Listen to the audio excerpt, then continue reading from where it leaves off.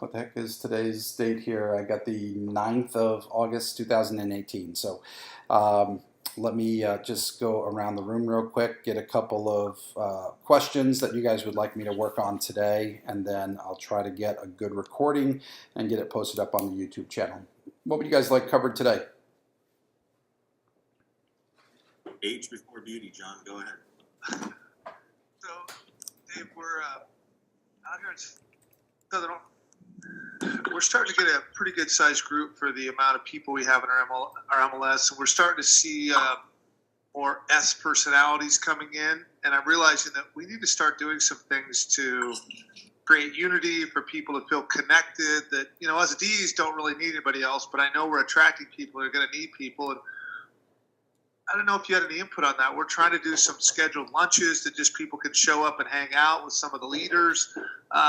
Just trying to throw some ideas out there. If you have any idea of just one, it's attracting people, and the other is making them feel at home and wanting to be productive and stay. Yeah, that's a really good question, and it's a great indicator of growth, right? So, whenever we're looking at any community, whether it's a city or a town or something smaller, you always need a leader before other people will follow. And so some agents are independent, right, where they're not really followers, but they're not leaders, and they can join and they can have all the benefits of EXP, and they're not very needy and all of that. But 75% of the population is a high S profile, right? And so part of that is they like being around other people, right? They're very social.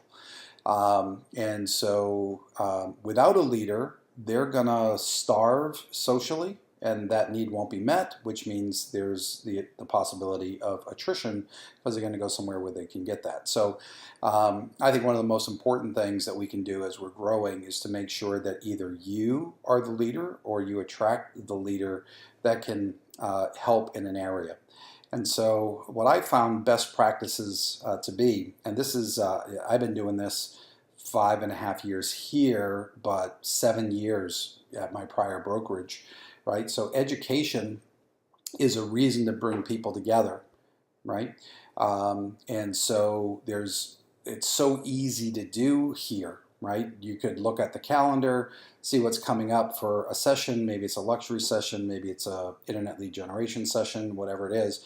And if you don't have great content, you can either go to the session, take great notes, and now you have the information, or you could host it through the cloud using a projector in a room and let one of our instructors lead the session, and then you do a live Q&A or whatever afterwards. I think a good leader is going to do something locally to get together at least once a month, right? And there's just a ton of things that you can do around that. It could be education based, and just some more ideas around training based. Sometimes there are mortgage or title companies that are willing to pay for a trainer to come in and do CE, right? So like around here, quite often during the course of a year, there are free CE credits, maybe 1 hour, 3 hours, something like that, and it's sponsored by this mortgage company, that title company, or whatever, and it's one of the training companies that has it kitted and approved and all of that. And so if you could find those mortgage companies that are looking to do something like that, and you can create the audience, and they still get to be the sponsor and all those kind of things, that's some of the stuff that you can do. You can bring in someone who is a coach type, like Buffini has underlings that go all over the country, and they do these events that give you 2 hours or 4 hours worth of stuff because they're hoping to sell out the event that's coming up in a week or a month or something like that. So there's a ton of things that you can do. You can also, at one office that I had, once a month, and it was, it always has to be the same time, right? So it's the third Wednesday or the second Thursday or whatever works. I always stay away from Mondays and Fridays. I try to go midweek. and but we did a happy hour, and the happy hour was sponsored by a mortgage company and a title company, and they both one of them picked up the appetizers, the other one picked up the drinks or the first round of drinks. The way they did it was they sat at the bar, and if you wanted a free drink from Brian, you went over, you said hi to Brian. That was his opportunity to meet everyone, to get into that relationship, and then he'd order them whatever drink it was, and they would get it from the bartender, and off we would go. The premise behind that was come with your buyer's needs and your new listings, and let's collaborate on getting our buyers and sellers together and help our clients out. And so people would bring a handful of printouts about their new listing or what their buyers were looking for a specialty or whatever, and everyone would socialize, and we'd do it for about an hour and a half. Eventually I found a restaurant that was willing to do free appetizers during the happy hour for our group, and we had a separate area that they would cordon off, and we probably had 60, 70 people come every month. And it was great for our people to socialize, and it was great for them to invite guests, and we weren't turning it into a recruiting session, right? But my job was to have everyone introduce them to me and shake their hand and how's it going and all that stuff, and then that made it easy for a follow-up call to get an appointment. Did that help? Yeah, I think we're online with that. So what our thought was is we're having our first little lunch tomorrow, and I've been blessed that we have some leaders in the market. So Joe, Jake, Jake's actually in Hawaii, but Joe and Scott, we just kind of said, okay, we're going to have a lunch. I think probably like the first and third Thursday of every month. And hey, we're just going to be there from 11:30 to 1. If anybody wants to come and hang out, great. If they don't, have a business meeting, hitting it on the head that we're thinking maybe having a social like once a month, as you're saying, house or at a restaurant or something, just to connect it. And we're starting to get kind of goofy here now just small market and how we've been blessed with growth. The brokers are starting to freak out now about what's happening, and agents are really curious. So I'm trying to, as a way for our ISs to feel comfortable, have them bring their friends out. Yeah, sounds like you guys are all over it.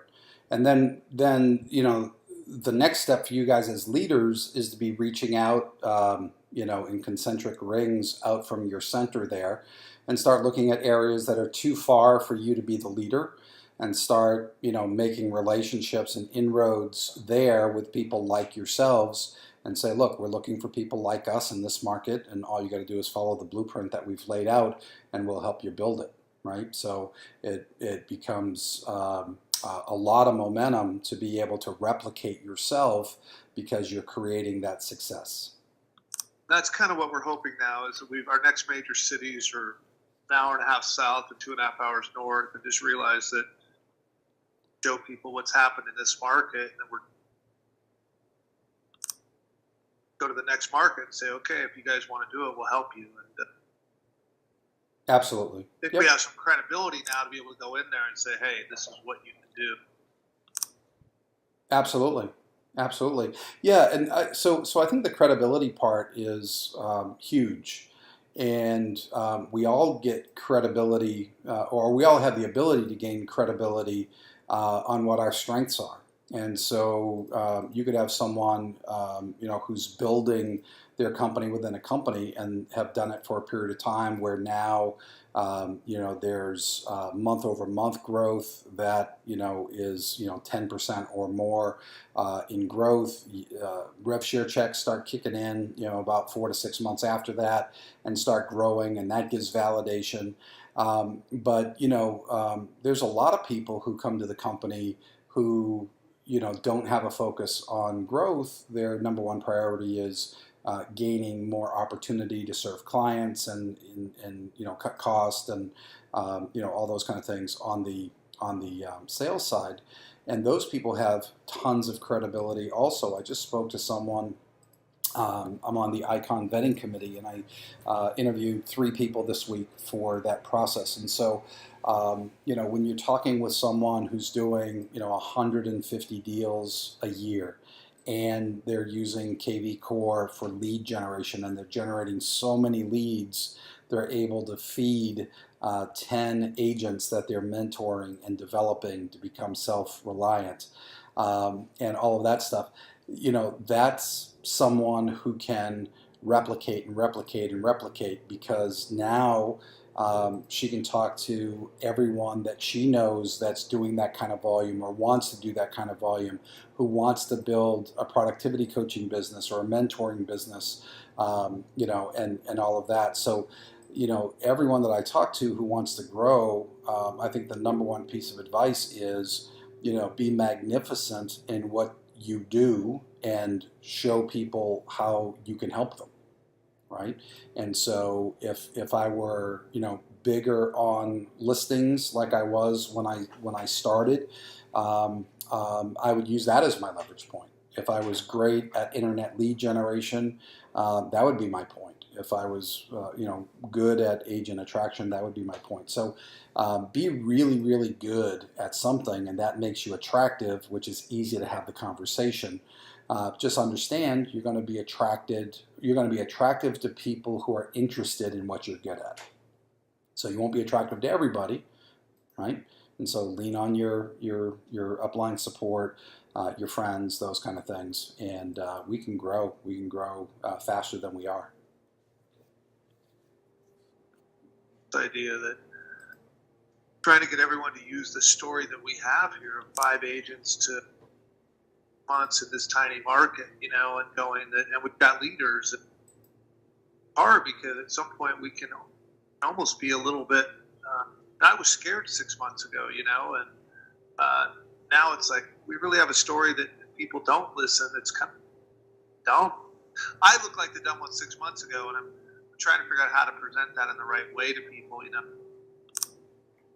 Well, Changes the context, of how we're talking to people on now. Yep. Well, so this is how I would do it, John. So, and these are my numbers. Your numbers will be different, of course, right? But my group has fairly consistently been doubling every 7 months, right? So we got like a 10% or more growth rate every month. We double every 7 months. And so if I waited 6 months or 7 months, drag my feet before coming.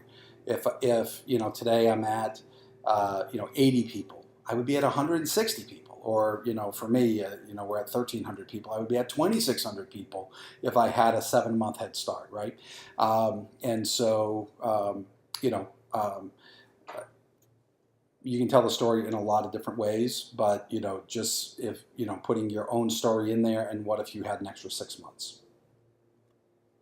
Thank you. Absolutely.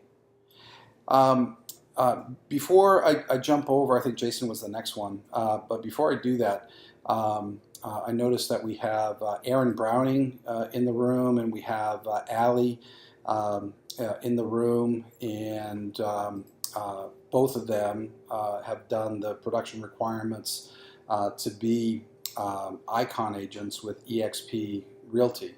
And I just thought it would be good, and this is impromptu, sorry, I'm putting you guys on the spot.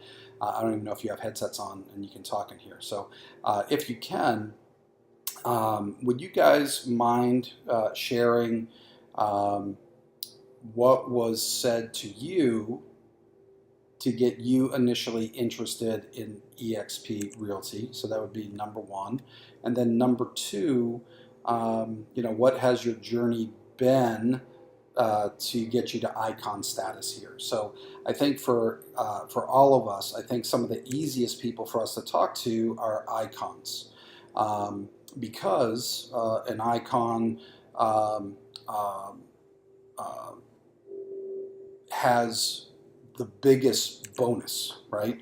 Other than helping the company grow, right? So if an icon's coming over, there's a $16,000 stock incentive that comes along with that.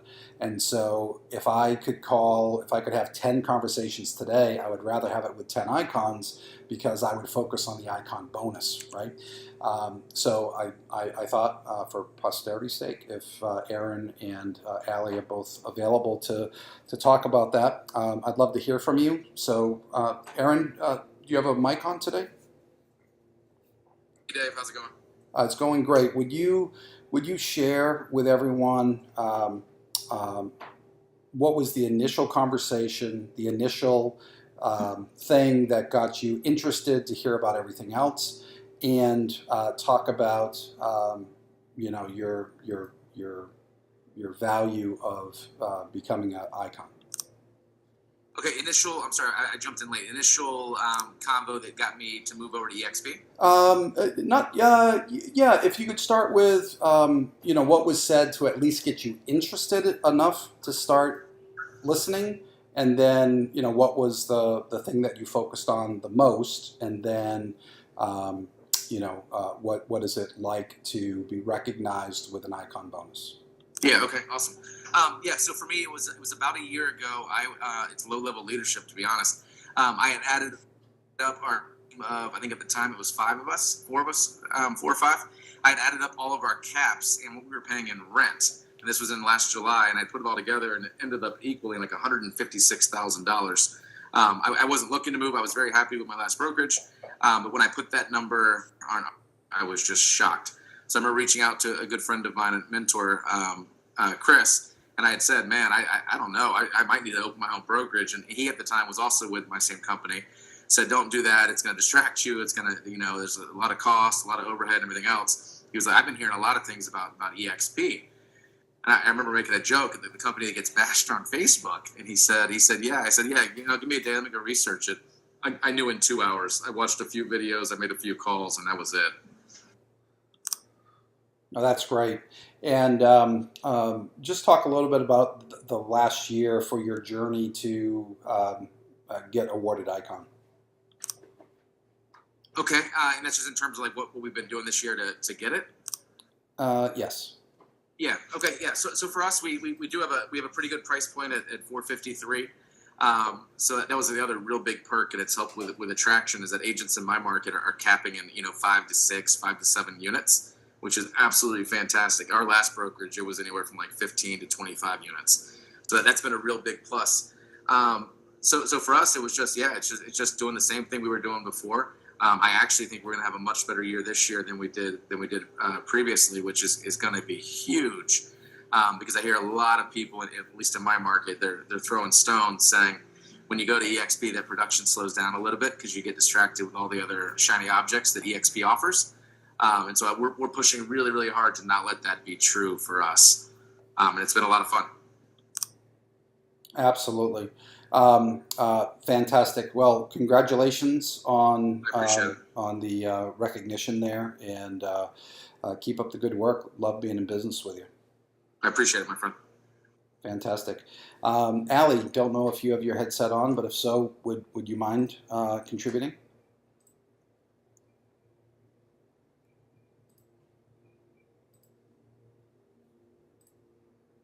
Hey Dave, can you hear me? Oh, there you are. Yes. I've been kind of multitasking. I'm not exactly sure what you were asking, but I heard my name. That's awesome. So we were talking about you qualifying to receive your icon bonus. We just had Aaron talk about that a little bit. So really there's 3 questions. Number 1, what was the part of the initial conversation that got you open-minded enough to do your homework? And then what was the most attractive thing about EXP to bring you here? And talk about your journey to icon in your first year. Okay, so I think I was on a straight path to just going independent and doing my own thing for reasons not needing to mention here. And something just caught my attention with basically being able to do everything I wanted to do, but be part of something larger. I think that's been great to to have collaboration and resources, but also just to kind of do your own branding and focus on what's important.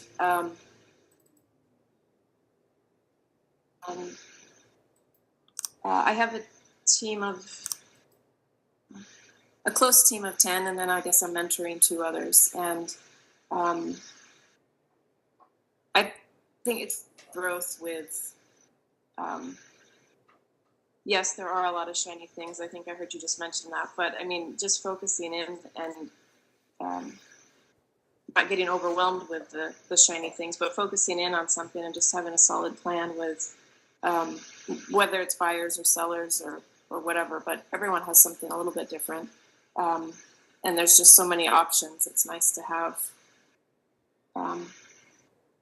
a variety. Everyone has their own marketing plan, and I just feel like there's an answer to kind of any direction people are trying to go. And then the third question was? The third question was your path to Icon.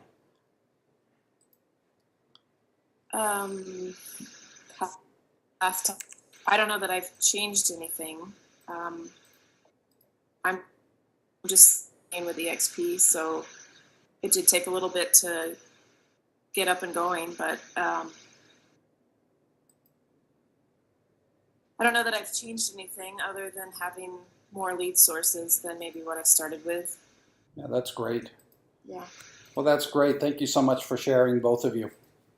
Sure. All right, let's open it back up for topics that you guys would like to have covered.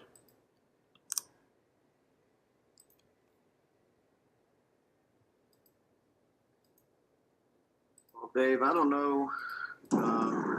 This one I've never heard before. I just not sold. But they are with a large brokerage that has, the admin and all the people that do their work. This guy has his own part-time admin.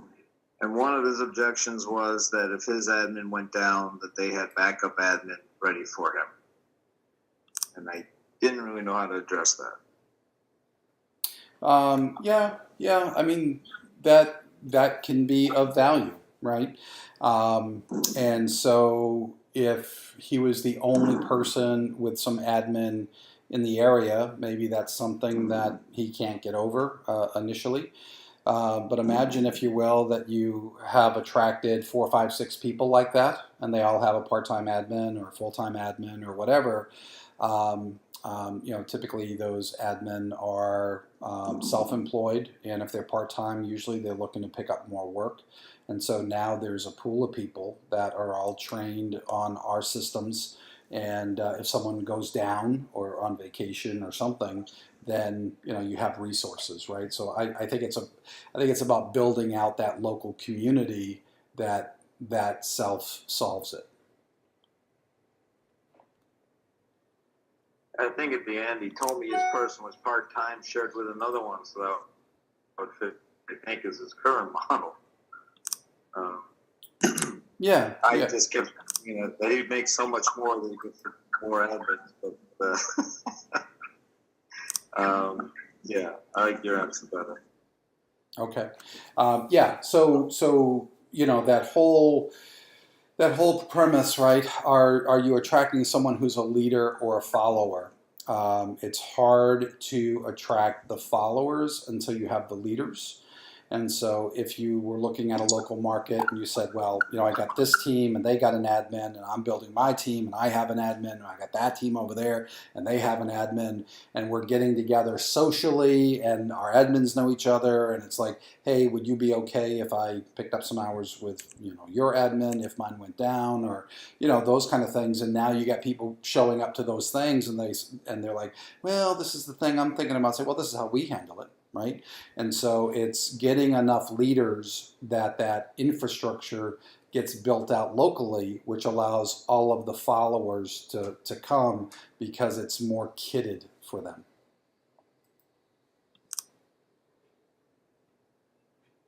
Yep. You know what, one of the things to think about, right? So we're not a franchisor, we don't sell franchises and those kind of things. But if you're in that kind of system, right? If you're an entity that's looking to expand, the first person you need to find is someone who can be the broker, who has enough money to buy your franchise and to make their office look the way you want it to look, and all of those kind of things, right? And and then you can recruit agents. Well, the agents who are not looking to be that leader, right? They're wondering, what office do I go affiliate at, and what do I get for paying my money there? The leaders are the ones that are leading. They're doing all of that work. In our system, we're not selling a franchise, but you're still looking for that caliber of person, right? It's the person who is going to identify, you know, where all the issues are, what are the challenges, what, you know, everything, right? So, and our expansion as a company has been exactly that, right? Initially, we had to get a SAB in a state before we can operate there. And now we're in a state, and maybe the SAB is in one city or town, and now you have another, you know, 50 or 150 cities or towns that you want leaders in, and until you find them in those locations, the followers aren't ready to come.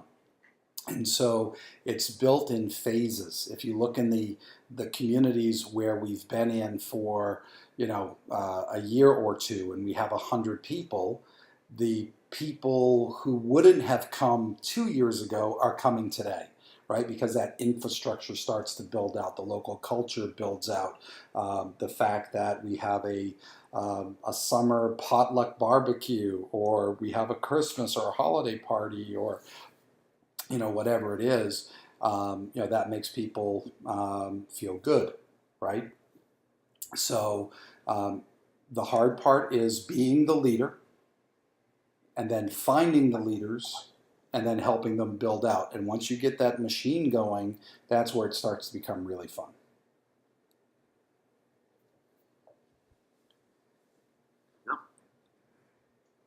That will help. All right, fantastic. Dave, I have a question for you. Jonathan, absolutely. Hey, so I'm here in Oregon, and I just had a conversation yesterday with an agent in South Carolina who I'm friends with, and you know, after our conversation, I did the, you know, scale of 1 to 10. Said she was about a 7 or 8. Wanted to, you know, learn a little bit more, so I sent her, you know, your video, and she texted me back this morning. She said, "I'm not going to switch over. I'm going to stay where I'm at for now." You know, and to dig a little deeper, you know, I asked, you know, just what was her deciding factor for now, and she said, "I do not like the residual income part of someone making money off of me and it not being a local thing." She said, "I would rather work with somebody local where I can physically go into an office." And she had considered making the change to another local brokerage there. So how would you, I guess, how would you counter that? Yeah, well, a couple of things. So just to piggyback on the prior conversation, right, with leaders. And so if you attract a local leader there in her local area who is going to love on her and support her and all of those things, that person is going to be compensated through revenue share. And so I think what her objection is I want to be under someone locally that's going to get paid on my efforts, so I know I get local support. Gotcha. Right. So, you know, the way I interpreted that objection is I don't like the fact that someone who's going to get paid on me is so far away because I feel I need something local. So it would be beneficial for me to attract a leader in that area, which I am working on, a couple, you know, top agents in that area, and then have them down the road reach out to her and say that they're locally there for her. Yeah, that's one way to do it. I mean, what I would do is say, so you always want to isolate the objection and then narrow it down, right? So if she were telling that to me, and I'm just going to call her Betty just for fun, okay? And so I would say, so Betty, what just to clarify my understanding, if I understand you correctly, the biggest objection that you have is that you wouldn't have a leader locally to help you out. Am I understanding that correctly? And if she says yes, I would now I want to isolate it. And I would say, other than that, is there anything else holding you back? If yes, I need to know what that is and then isolate that. But let's say that's the only thing holding her back. What I would say is, Betty, I want to make sure that you get exactly what you need. And so the reason why I reached out to you is I'm looking for leaders in the area. And I can appreciate that you're not ready for that leadership role in your career yet.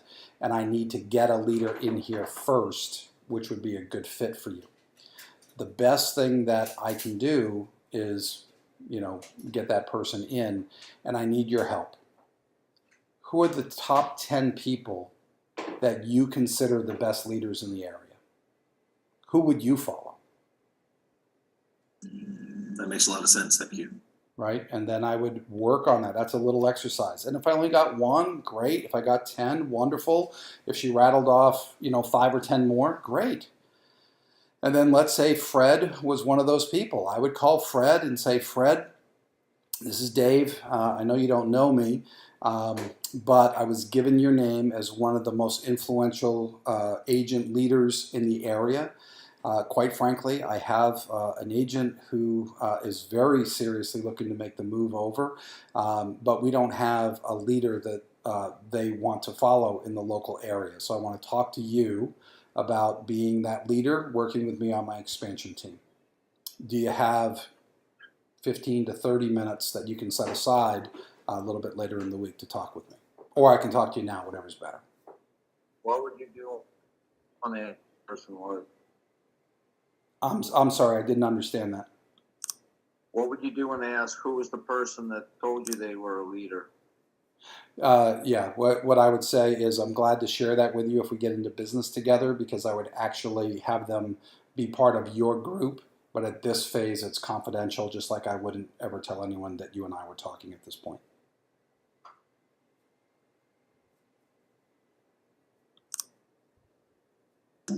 That's great. Thank you for the info, Dave.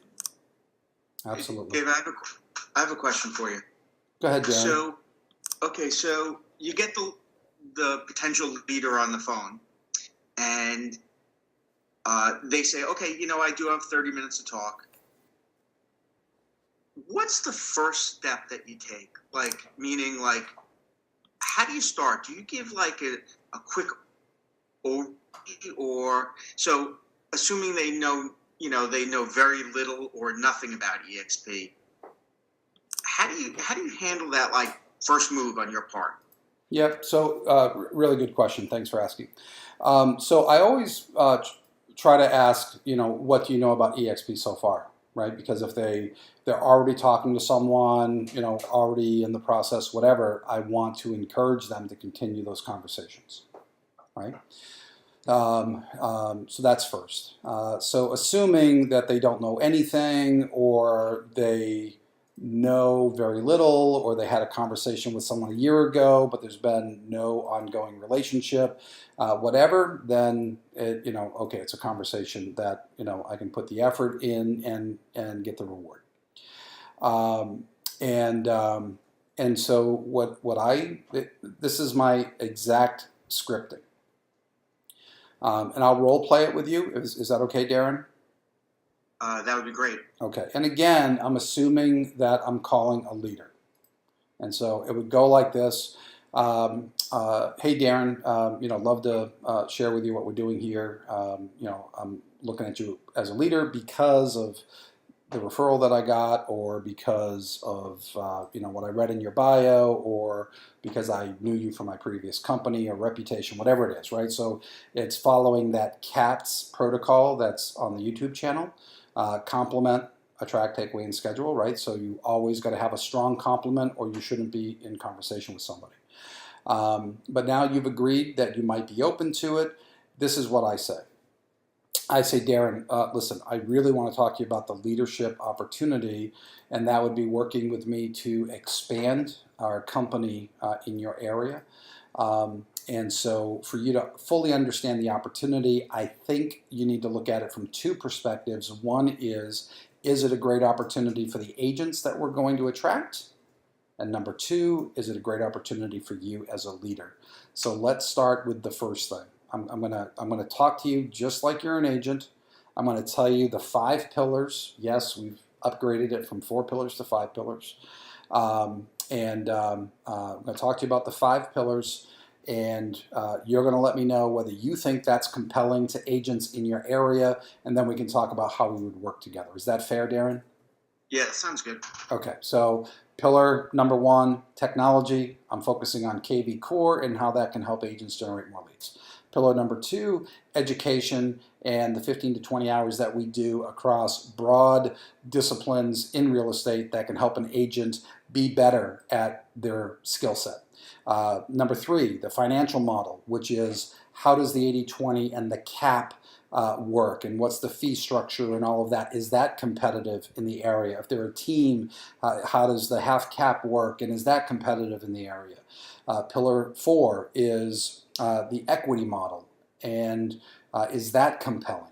And pillar number 5 is revenue share, and for those that love everything that we do and feel that they can share the opportunity with others, is that compelling?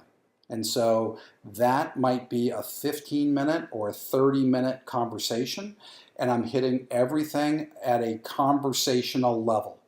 Here it is that compelling? And some people will say, nope, I don't care about that. I had one a few days ago, and I started on pillar number 1, which is technology, and he was like, next. I'm like, what? He goes, I'm not talking to anyone who needs anything about technology, and if they haven't figured it out, they're not worth my time, so what else do you got? Right? That was his attitude with me. And so it's like, okay, I got 4 more pillars, right? I started talking about education. He goes, okay, I agree. Most agents need some education, so we'll look at what you got, right? And so not everyone is it's not gonna ring their bell 5 times. I just want to find the 1, 2, 3 things that are going to ring their bell, and so and I tell them, I say, look, this is 10,000-foot view. I'm just covering the highlights to have you understand the model and to see if there's interest. And so I'm done the 5-pillar conversation, and I ask them their level of interest on a scale of 1 to 10. 1, you have 0 interest. I should never call you again. 10, you have incredible amount of interest and you want to put your application in. Where would you place yourself? Typically, it's a 5 or better. And I say, what do we need to do to move it closer to a 10? And it's always, I need more information. I need to do my research. Fantastic. I'm going to help you out with that. I'm going to send you a video. It's going to cover the 5 pillars and all the details that I touched on. And that way there, I know that you will know everything that's relevant, and you're going to take a bunch of great notes, and the next meeting that we are going to have is going to be 1 hour. And in that meeting, if I have all the skill set, I'm going to answer all the questions. If I don't have all the skill set, that meeting will bring in someone else, right? So for everyone that I've brought in, they follow that process, then they share my video, and then they book them on my calendar so I can teach them how to do that 1 hour. And after we do that 3, 5, 10 times, something like that, they know 99% of the Q&A, and they can take most of it from there. But if they need help, they book back on my calendar, right? And so, Darren, you were brought in, I think, under Jeannie. And so I trained Jeannie that way. I'm sure Jeannie is training you that way. And you can book time with Jeannie, right? And if you get someone who's a really big fish, and it's over Jeannie's head, it's over your head, I'm happy to have a conversation. But at that point, I only need a 15-minute conversation, right? Because they've had the 5 pillars, they've watched my video, they've met with Jeannie for an hour, and now there's just 1 thing or 2 things that, you know, they need to talk to someone who has a broader knowledge, you know, have that conversation, and then typically they're in, right? So that process just works. And so, you know, I think that's the roadmap. That's my roadmap. Okay, that totally makes sense. Totally makes sense. I like the idea of putting it on a scale, like where are you? Yeah, that is, you should write that down, and you should ask that every single time, right? Because they'll always give you a number. If it's a 5 or higher, they're in play. If it's under a 5, they're really not in play. And so if it's a 5 or higher, the number one answer I get, what will it take to move you closer to a 10, is always, I need more information, or I need to do my due diligence. And that is the gateway to me getting them to watch a 30-minute video. And then typically, when do you follow up after that? So you sent them the video. Are you following up in a, you know, I guess you make an appointment. You say, I'll call it, you know, let's make an appointment for 5 days from now or 3 days from now, type of thing? Or do you try to get it right away? I always try for the next day, right? So do you have time to watch a 30-minute video tonight after dinner? Yeah. Great. Do you have an hour tomorrow?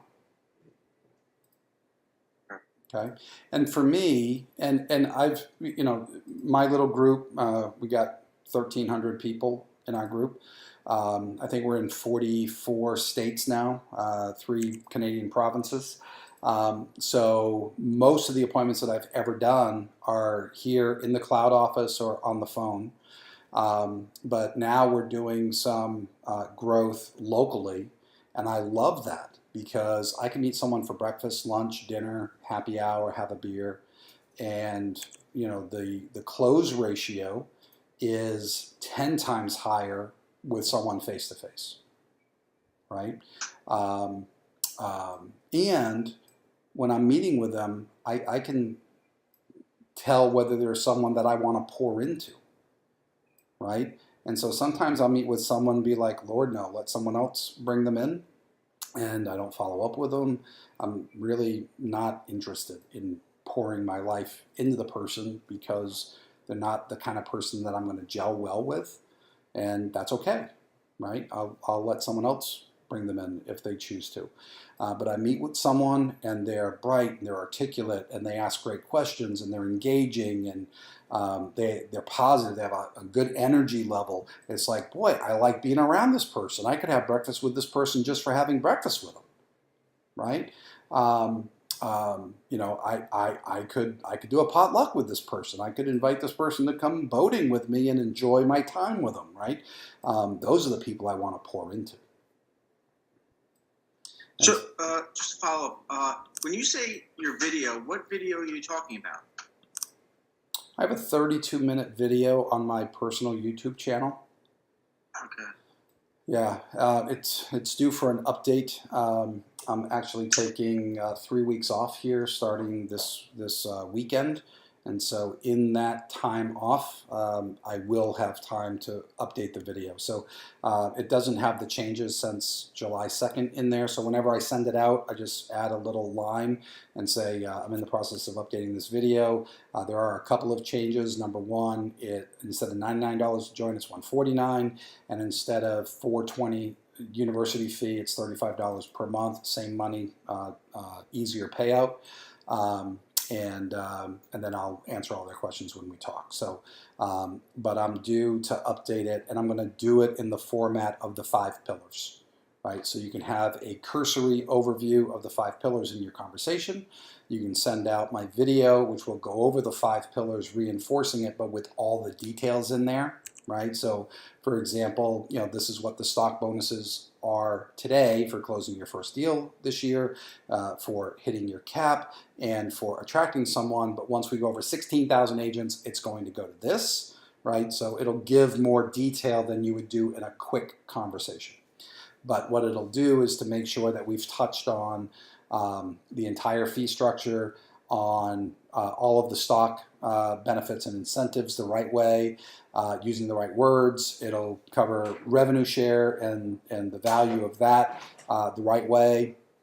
It'll touch on KV Core, all those kind of things. So, anyway, once that's done, I'll be posting it in our private Facebook group and my personal YouTube channel, and you guys are welcome to use that in your marketing. Great, thanks. Dave, now for a tip to his question as well for the video. Yes. Yeah, so when I send out the video, I've had to get really aggressive on this. I've found that most agents have major ADD, to include myself, where we don't have time. It wasn't that important. We didn't watch it. So I've had to tie down really aggressively on that. So now when I'm doing it, I'll literally ask. In fact, I can role play with Dave if you don't mind. But when do you think you'll have time tomorrow to watch this video? I think I'll be able to do it over lunch. Over lunch? So would that be around 12? Yes. Perfect, Dave. What I'm going to do is I'm going to carve out time on my calendar now, and I'm going to give you a call tomorrow at 1. And what I want to do is I want to hear some of your ahas from the video, and I'm also going to share mine. Does that work for you? How long will the call be? 10 or 15 minutes. Okay. All right. Perfect. This has been a big one for me, guys, because it forces them to watch the video because they know I'm following up right afterward. So literally I'll get a text, hey, I got delayed. I can't watch the video until 3. Can we chat at 4? Like, they're actually setting the appointment on me then. Yeah, that's huge. Great. That's huge. And Aaron, would you role play with me also how the follow-up goes if we have our scheduled appointment and I haven't watched the video? For that phone call? For the follow-up phone call? In other words, if I called you at 1, you didn't watch the video? Yes. Yeah, so for that, in fact, I got this from Dave. What I do on that is it's going to be very, very short. I'm going to say, since they answered the phone, they obviously have a few minutes. Go ahead and watch the video now, and I'll call them back at 2. I don't have the time to do it, and it's going to be a low-level convo. So flip it on them that it's not a takeaway from us. That I want to respect your time, Dave, and I want to make sure we're hitting the high notes on this. Can you carve out 30 minutes right now to watch that, and I'll follow up again in 45? No, I'm not going to have the time to do that.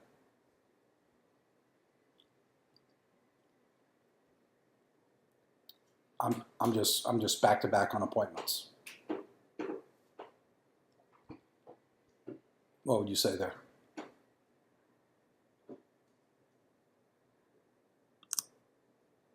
That's awesome. I know who talking to that. When you talked about the video, was talking about it being an opportunity. You're into an opportunity, right? You're open to the idea of an opportunity. I think it's more likely, Dave, that you probably wouldn't have advanced in that scenario, though, which is what I run into. Yeah.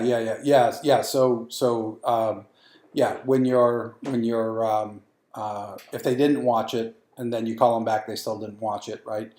Now it's like, well, will you have time between now and the weekend, right? Just give them a broader piece in there and then say, okay, I'll follow up with you Monday morning. Having them watch the video will save you a ton of time. And remember too, we're not looking to attract the world. We're looking to attract people who want to be in business, right? And so there are plenty of agents out there who never give feedback, they never follow up, they don't do their paperwork on time, all that kind of stuff. And believe it or not, they're not going to be very good at watching the video and those kind of things, right? So, but there's a difference between, the high D who has no time, right, and would be awesome, and the undisciplined person who is never going to get to it. And even if you attracted them, they're not doing a ton in their business. They're not going to add a lot of value to your business. So have a lot of patience for the impatient high Ds, and don't have a lot of patience for the low performers that are just going to keep sucking your time too.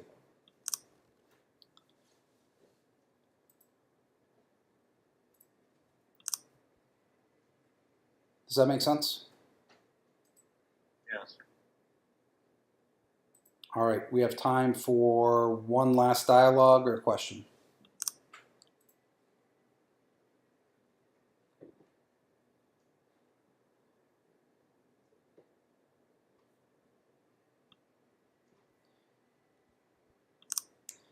And I see some folks. I see some folks that are in here that this might be your first or second session where you've come in to talk about growth. And sometimes when you're newer in the group, you don't feel comfortable asking questions because sometimes we feel we don't want to ask a dumb question. But there are no dumb questions. There are no questions that are too basic. This is always an opportunity to revisit the basics too. So don't hesitate to ask questions. I'm going to start my own brokerage. Was that a statement, I'll miss you, or was that an objection?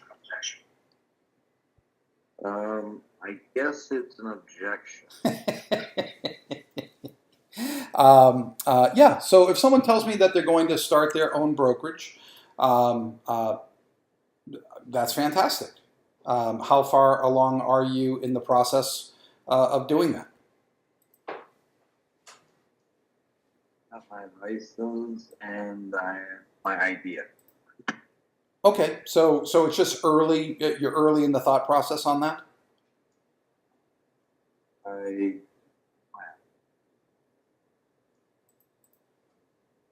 I'm just trying to role play it with you, Howard. I'm giving it to you. Okay. It's the plan. I don't know how quickly, but it's the plan. That's my next. I'm gonna do it soon. Okay, well, fantastic. Let me ask you this question, Howard. Are you looking to do your own brokerage because you have a desire to do all of the supervisory paperwork, or is it that you're looking to create leverage and more income for you and your family? I love that question. No, I just want 100% of my commission. Okay, all right. So it's about paying less in fees. Yeah, so let me just ask you this question, Howard, because sometimes I'm just a big dummy and I don't understand things. Are you looking to open your own brokerage where you're going to supervise 10, 20, 30 agents, or are you looking to become a broker so you don't have to pay any part of your fees? I've got both of those. Let's go with the 10 or 20. You want to do it because you want to build a business? Yes. Okay, so it's not really about saving the split, it's about making more money?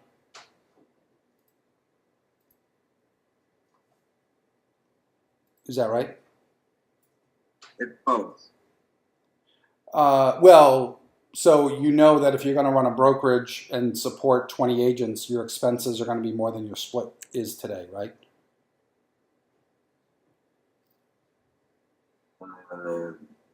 Can't say I thought that. Okay, so this is what we're going to do, Howard. Let's get together for lunch, and what we'll do is I'll help you carve out a business budget for operating your own brokerage, so you can have a better understanding of what that looks like. I've run several myself. I ran 7 of them, and I've actually coached dozens and dozens of broker owners out of owning their own brokerage and doing something more profitable. You'd like to know both sides of that before you get too far down the road, right? I would. Okay. I have time on my calendar this Thursday for lunch, or is next week better for you?